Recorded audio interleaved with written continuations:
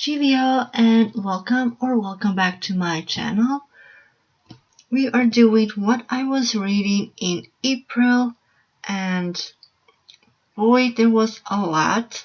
No, it wasn't a lot of books, but I just couldn't get myself to read because of my job. It just exhausted me, and that one book just took forever to read. Yes, it has a lot of pages. It's a book that everyone said that it's absolutely amazing, and I finally got to read them. So, what are the books? Let's see.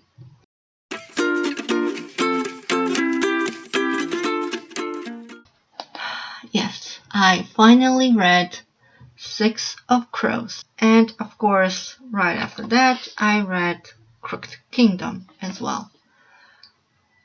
As you can see, it took me quite a while to read. The only reason why I got to read, usually I read 4 books in a month. I almost didn't make it, but thank God I had a vacation and I just took books with me that I wanted to finish. And yeah, here we go. Six of Crows.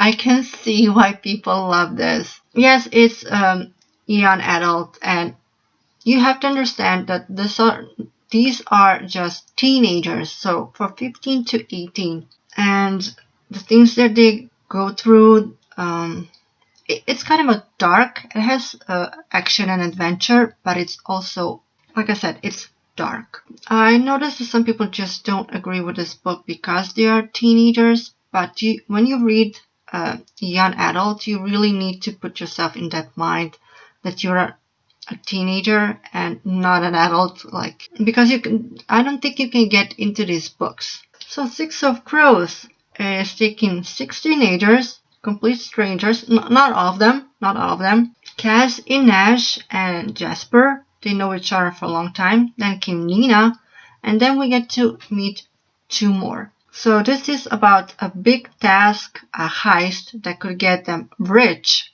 or killed. Kaz, a mastermind and a boy out for revenge.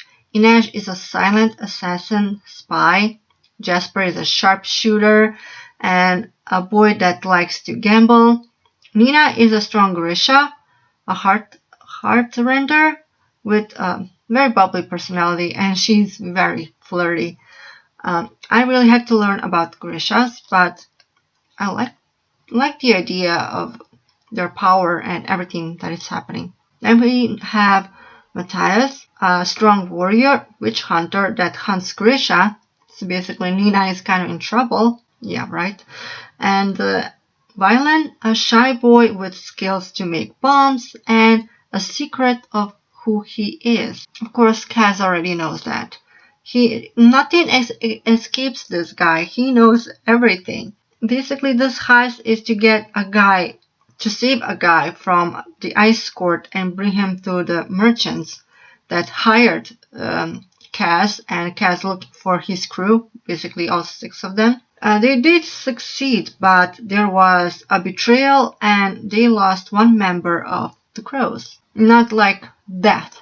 No, it's that member has been taken hostage by this merchant that they've been hired.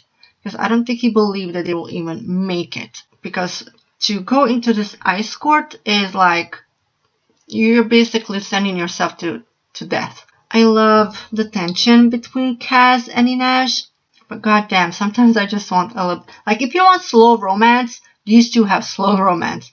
Unlike Matthias and Nina, you get a little bit more, their romance. Jasper and Violin, yes, they are getting together, but not much in this book. More in Crooked Kingdom. Now this one, it just begins. It's for a new heist, the new heist begins immediately or after one of the crew members has been taken. Everyone is against them, and Kaz, the mastermind, with his planning and a lot of luck, they get her back, and they are at war against so many people from different regions. Because of that boy that they rescued at the ice court, looking for new allies and making new plans, we now indeed lose 1 member of the Crows. This was so sad. I cried a lot in this book. And what Violet had to face in this book was also heartbreaking. His dad is a complete D. I think, just give me a minute, let me get my book.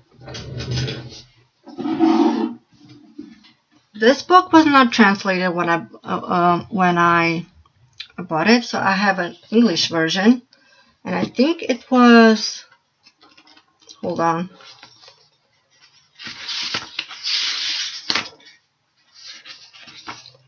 I think it was somewhere, I think it's this one. From this chapter on. About Violet and what happened and what kind of person is his father. That was heartbreaking. Yeah, I was not exactly happy with, not the ending. The ending was great. And I love the tension between Kaz and Nash. They're getting together. You get to know more about their past. I mean, Kaz, you know about Kaz a little bit and his brother, or why Kaz is after revenge in Six of Crows. But here we go a little bit deeper. It's just, it's good, but it made me so sad. So I'm thinking to watch Shadow and Bone because they're in there. And I already saw the cast, and who is playing Kaz and Inaj is just, I love it because they look fantastic. And I want to see how it involves what is happening there. But I have not read Shadow and Bone. So I'm thinking either go straight blind to watch the show, or maybe I should read the first book and watch the first season. I don't know what to do, but I'm really excited. I really want to watch Shadow and Bone.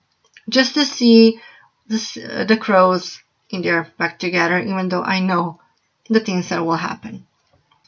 One thing that I would like to add about Six of Crows and Crooked Kingdom is trigger warnings, because yes, there's crime, yes, there's killing, but there's also underage prostitution that Nina and Inaj were going with.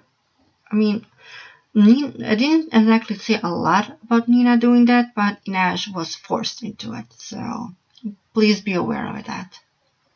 I'm kind of reading a little bit more of young adults, because here we have A Good Girl's Guide to Murder. I enjoyed this one. It was really good. So this book it takes place in, trigger warnings.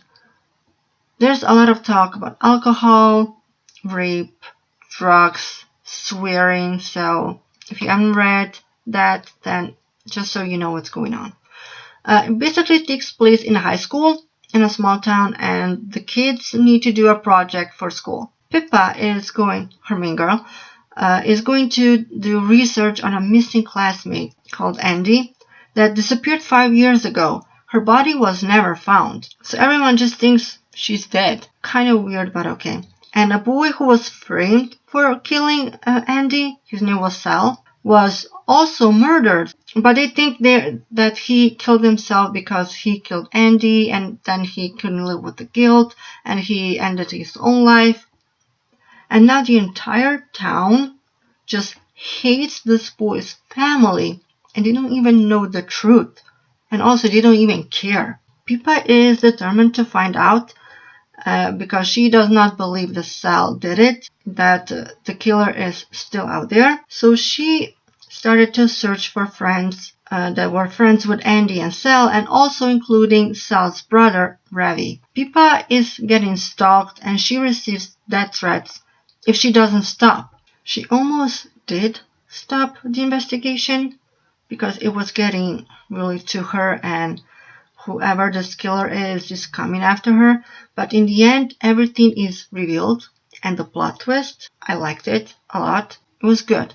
Justice is served. And yeah, I enjoyed it.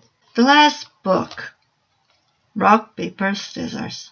My god, the plot twist in this one. I really like it. So it's about Adam and Amelia, husband and wife, they're going on a vacation to fix their marriage because it's falling apart. Now, for their every year for their anniversary for being married, the wife writes letters for her husband, but he never read them. She never let him read them. So the husband has this face blindness that I didn't even know something like that exists. Basically, you just forget the person's face when you meet them. And I guess, does Adam even know his own wife, who is married to?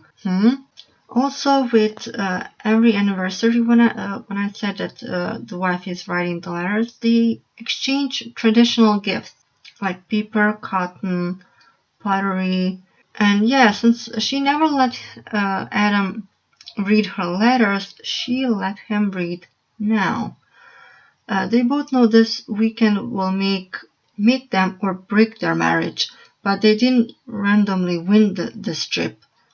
One of them is lying, and someone doesn't want them to live happy ever after. So first I had to gather maybe they're just gonna break apart, but this goes deeper. Either you're going to survive this marriage, or one of them is going to die.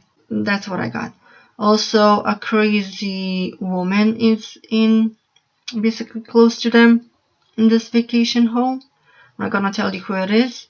It's just, it takes from the husband to wife kind of perspective, and the letters.